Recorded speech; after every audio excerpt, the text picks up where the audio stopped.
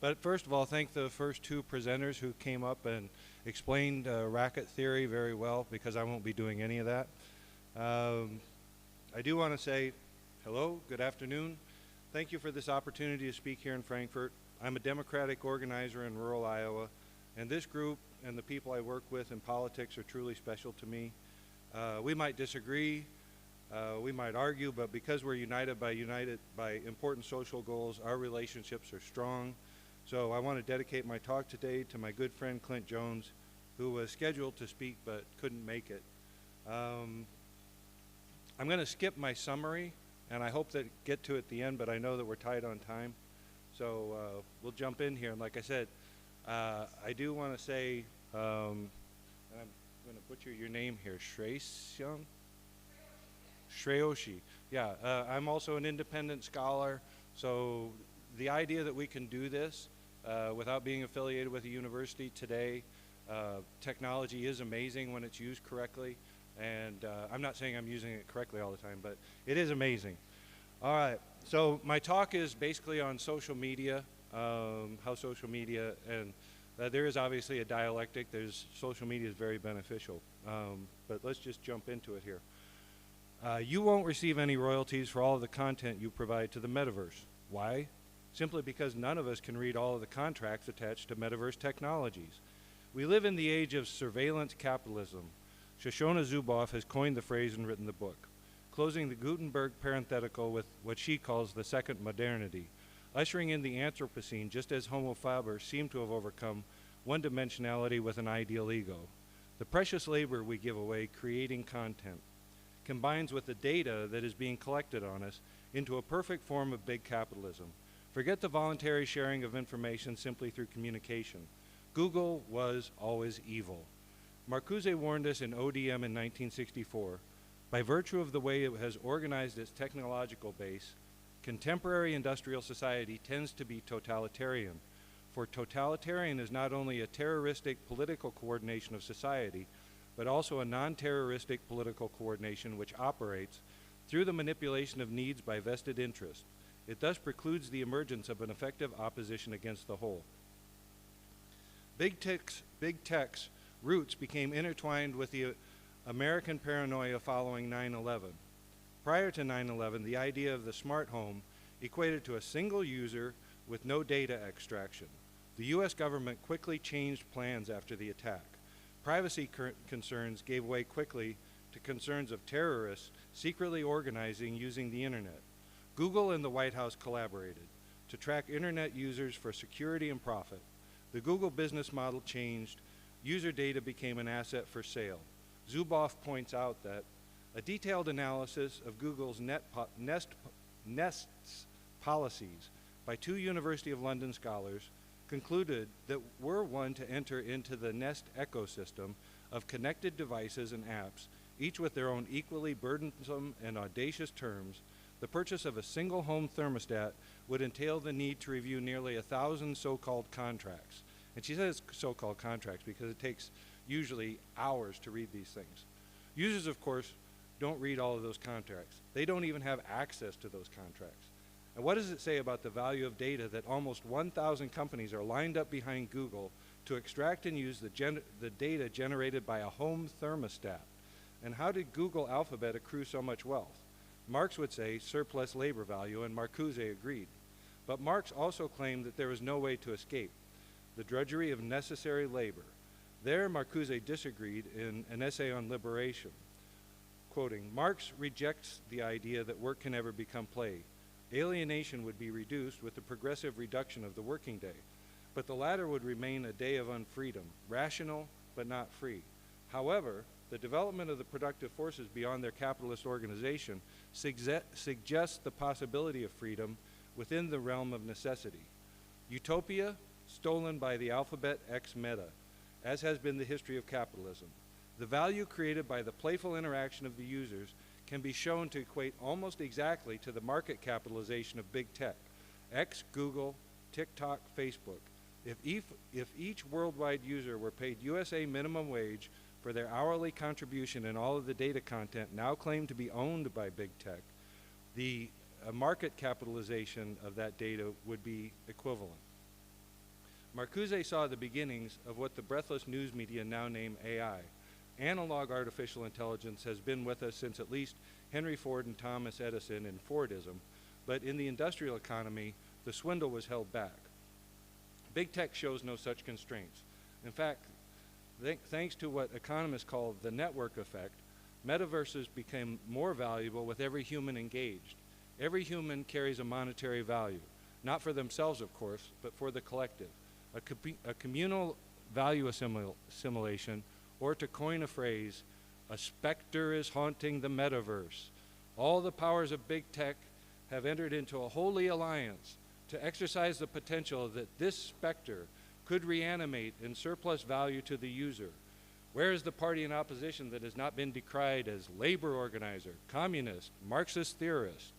The specter will become manifest and reanimate when it is ultimately embraced by the powerless, and they demand their share of the prize. Peter Irwin Jansen is here.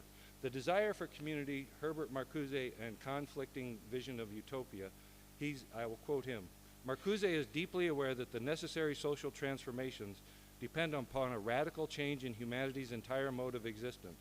My criticism is based on seeing the internet go from the exciting wilderness of the late 80s and into the 90s to the lockdown, data-mined, capitalist-based unfreedom of today.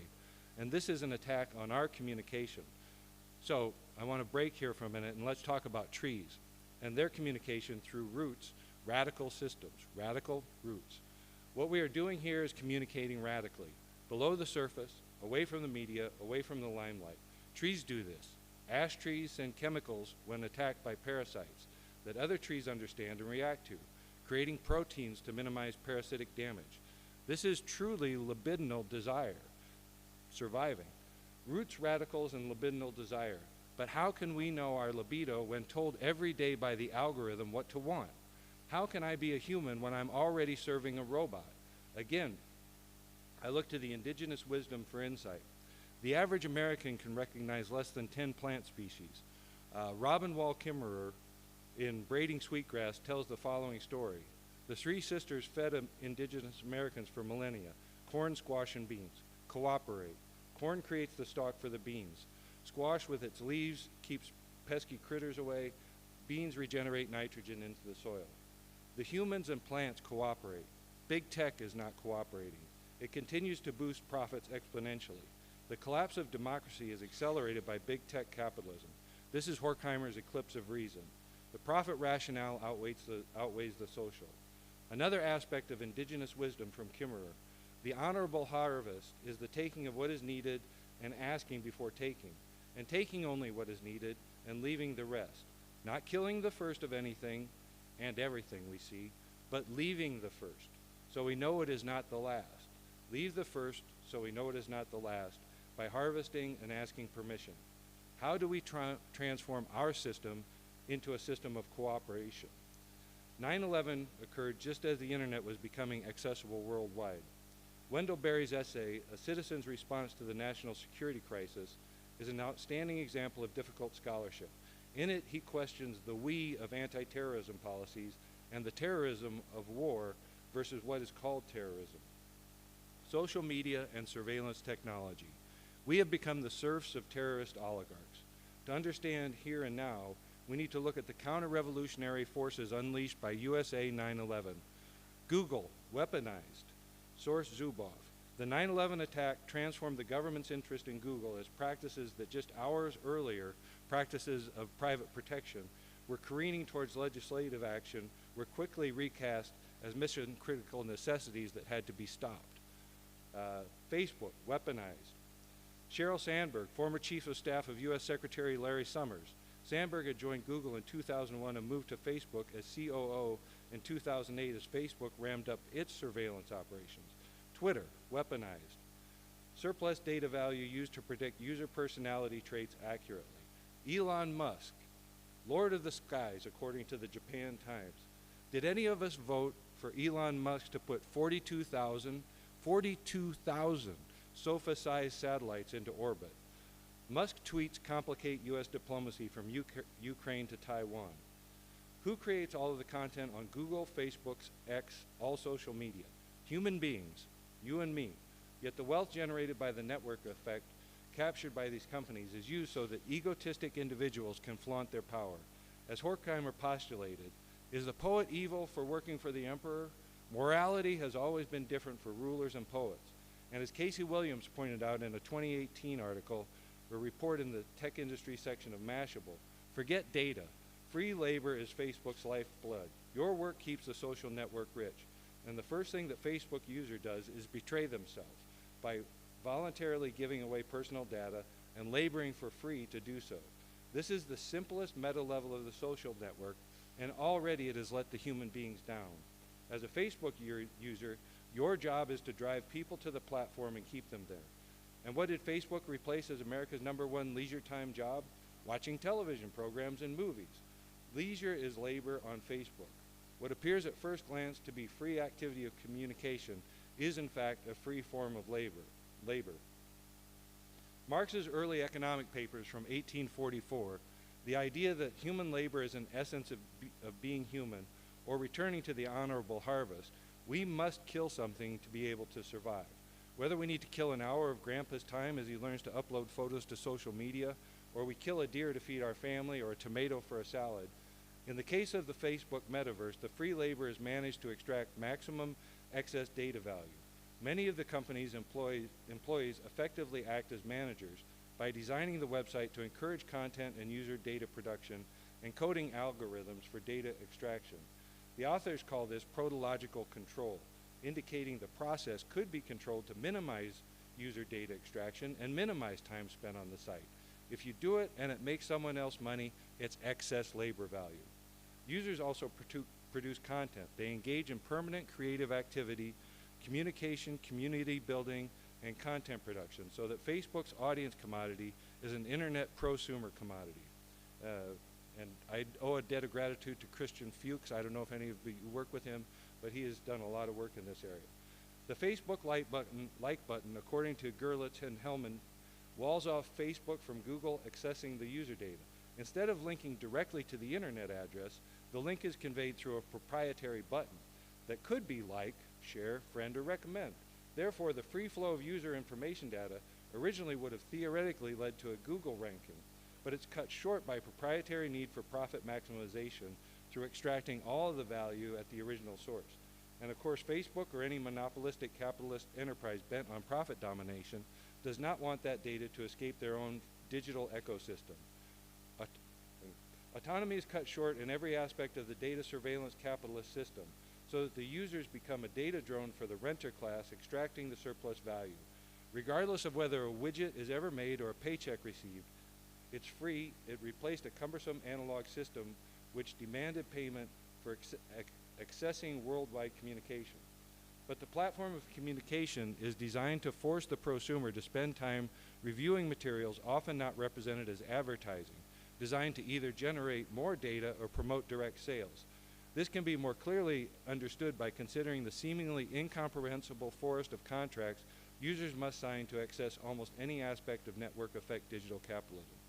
Big tech is worried artificial intelligence will steal the data they stole. They are worried that you will begin to realize you are the product for sale and start to demand payment for enriching the wealthy. Even the traditional language of Marxist economic theory sounds quaint and bucolic in the digital age, where rapacious rackets lure in users like carnival hucksters, get them behind the velvet ropes, knowing they won't be leaving, without surrendering their data and some excess labor value. The Facebook user is cajoled, suggested, inferred towards making the correct decisions, which the data correctly predicts they will make. This is manipulation of labor, regardless if there is no salary. Without the effects of racketeering and power politics, an Enlightenment dialect could emerge, which would mean a great reduction in the need for coerced labor and a willingness to prosume or labor leisure on the internet. The whole internet provided as an open source, earning on the labor that is used to keep Facebook, X, Google, Instagram, et al. Functioning as a multi-trillion-dollar digital industry. Smart capitalists are looking to expand this model into the real world by digitizing content and then data mining the users. The near-term future will continue to benefit the net effect companies, but there is currently extensive legislative and regulatory pushback from the EU and Great Britain. Websites and apps are attempting to squeeze under the EU's 45 million user requirement, Perhaps this will cause a breakup of the social media conglomerates. But if the crowds are dispersed, how will we reconnect with our friends on Facebook? I do want to skip ahead to the conclusion here. I want to conclude with a new negation from Robin Wall Kimmerer's Wendigo monster. So this is kind of a shout out to Clint. The Wendigo monster. Hegelian history shows the negative dialectic is forever blocked by forever capitalism, forever war, forever exploitation. Early American colonial greed of both slave owners and textile manufacturers, north and south, embodied the Iroquois nation's rapacious monster, the Wendigo. In the description of this man-beast, we find elements of Adorno's authoritarian personality type. The Wendigo is a cannibalistic humanoid that has lost its humanity. It feasts on and takes everything from the others in the community. It maximizes profits without considering consequences to the society, which is not a fiction in communal societies, it is their reality. Being banished from indigenous cultures, Wendigos represented an unacceptable combination of greed, exploitation, and ultimately cannibalism. For effective philosophy, we must recognize these individuals for what and who they are in the world today. Wendigo psychosis was once linked with a rare form of cannibalistic intrusive thoughts. It is now being redefined as a definition of unhealthy capitalist greed. We can refuse and resist the big tech Wendigos. In fact, we must to work towards a legitimate democracy and social economic goals and strategy. How much time do I have? 1 minute. I'll go through the summary of this. I presented a very similar paper in 21 in Arizona, so this is kind of an overview of that. The work represents the view that Marcuse handled the problem of unpaid labor being used to fill the data content of for-profit websites in his original work on Marxist labor content and objectification, which is in Heideggerian Marxism. The view here is that we are at the beginning of a new era in computer-enhanced life and therefore must resist the profit-seeking forces inherent in capitalism that will look to further reduce human freedom in the name of quarterly earnings. It's also my view that we should heed the warnings emanating from the introduction of movable type in Europe in the 16th century. It took about a century to create a widely literate population to disseminate the new printed text.